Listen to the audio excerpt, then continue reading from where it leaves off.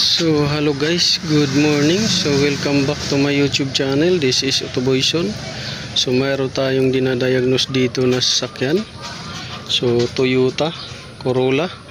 So ang issue nito guys ay nagde-drain yung battery. So bagong bili daw tong battery na to. Ngayon nagde-drain siya. So hanggang sa nasira. So naka-charge ngayon yan dahil drain na drain overnight. So ngayon, ano bang posibleng dahilan nito guys? So unang posibleng dahilan guys ay yung mga additional accessories na hindi maayos yung pagkakabit at nagkaroon ng short circuit at nag-discharge ng voltage. So yan yung isang dahilan. So una, pagka ito siya maluwag, ito maluwag, minsan nag-discharge yan, surplus discharge. Minsan naman pagka itong auxiliary ay modified, naka-modified yung wiring, yung horn at saka yung radiator auxiliary, minsan humihigop din yan ng voltage. Sa mga bulb naman, minsan pagka yung socket ninyo ay maluwag, humihigop din ng voltage yan, at kung ang bulb ninyo ay pundi na, humihigop din yan ng voltage. So kadalasan yan naging dahilan guys ay yung sa lighting, sa mga accessories kagaya ng horn, tapos central lock, alarm yan, at itong sa calling system nya. So isa rin yan sa naging dahilan guys. Tapos yung mga additional na wiring o modification wiring. So kagaya nito guys, huwag nyong gayahin tong ginawa nila ito. So kung nakikita ninyo, ang issue nito ay walang headlight, hindi umilaw yung headlight, walang supply high and low, kaya tinanggal ko na lang yan para hindi mag short circuit pati doon. So ito guys, ito siya na fuse. Kung nakikita nyo yan, 10 amps yan yung fuse ng fuse yan ng headlight unit na left hand. Ito sa driver side, dito headlight unit yan, left hand. So ito yun guys, papakita ko sa inyo. So, yan, headlight left hand, 10 amps. Ito naman nasunog isa at nakamodified, sinuldahan nila, headlight right hand. So dyan nagsisimula yung problema kung bakit nagdi-discharge yung battery, dahil dito sa mga ginawa nung nag-repair. So ito, ang ginawa dito ay tinapa ng wire, sinulda, tapos dito naman sinulda rin.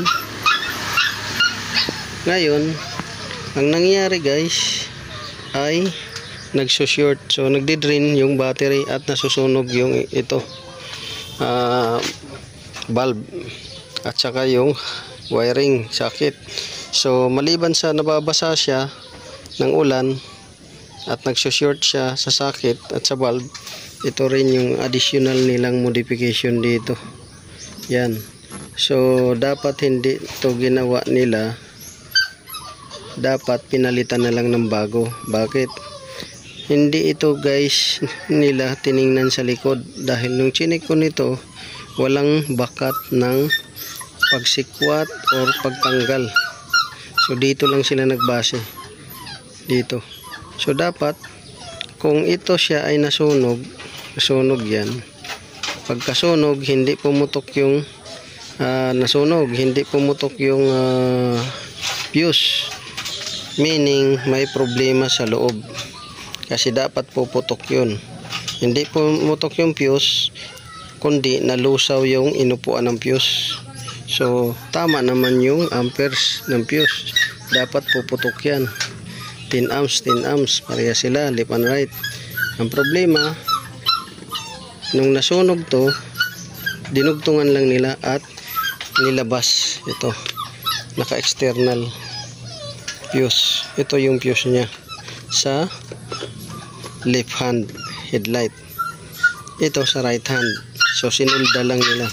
So bawal na bawal po yung mga ganyang diskarte guys, na susuldahan mo lang sa ibabaw, hindi mo chinik yung sa likod, dahil magkukos yan ng sunog ng sasakyan ninyo. So sa mga customer na huwag kayong papayag na, lalo na kung nagtitipid kayo, huwag kayong papayag na ganito. Yan. Dahil magduda na kayo guys, yung fuse hindi pumutok. Hindi pumutok yung fuse. Yung inupuan ng fuse, yun yung nasusunog, nalulusaw. So meaning, ang problema nandun sa loob. Nandun sa loob yung problema. Wala sa fuse. Wala sa fuse. Dapat puputok yung fuse. 10 amps lang yan Dapat puputok, pero hindi pumutok. Ang problema sa loob, hindi sa ibabaw. So ang ginawa ito, so nakailang bulb na to, palit lagi ng bulb tsaka socket, nakailang socket na rin to, gawa ng may problema sa main supply ito. So paalala lang sa mga customer, huwag niyong tipirin yung sasakyan ninyo kaysa masunog yung sasakyan ninyo. Kagaya niyan yan. Hindi yan sa labas ang problema, kasi hindi pumutok yung fuse. Ang problema niyan sa loob.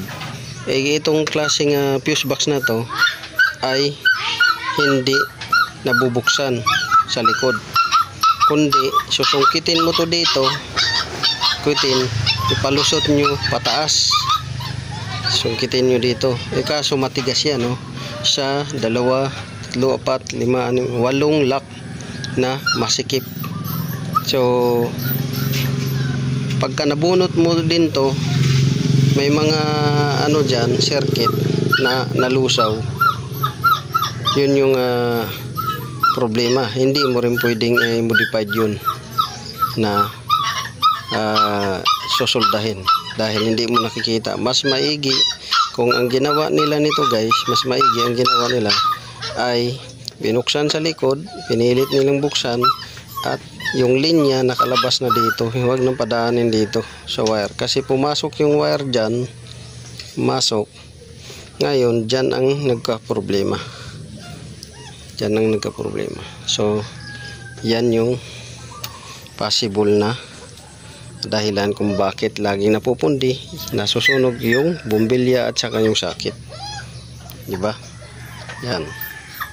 So galing sa main supply, ito may main supply, may main supply yan, 40 amps. Ito main supply nya, ito main supply pumasok, nilagyan niya ng positive. Ito yung galing battery. Pagpasok ng galing battery, i-distribute na rin dito sa mga circuit na to. Ngayon palabas na ang so bakit hindi pumuputok yung fuse? So yan yung hindi nila na itama. So para sa akin ito, mas maigi palitan na lang ng fuse box, kasi mahirap na masunog yung sasakyan. Hindi mo makikita sa loob kung anong nangyayari sa wire, kasi dito chinik ko yung wire harness nya, walang nalusaw dyan, walang nalusaw. Ito lang ang nalusaw. So yun lang guys, sana nakakuha kayo ng konting kalaman tips sa ating binigay na video, at naway may nakuha kayong konting kalaman. God bless you all. Good morning.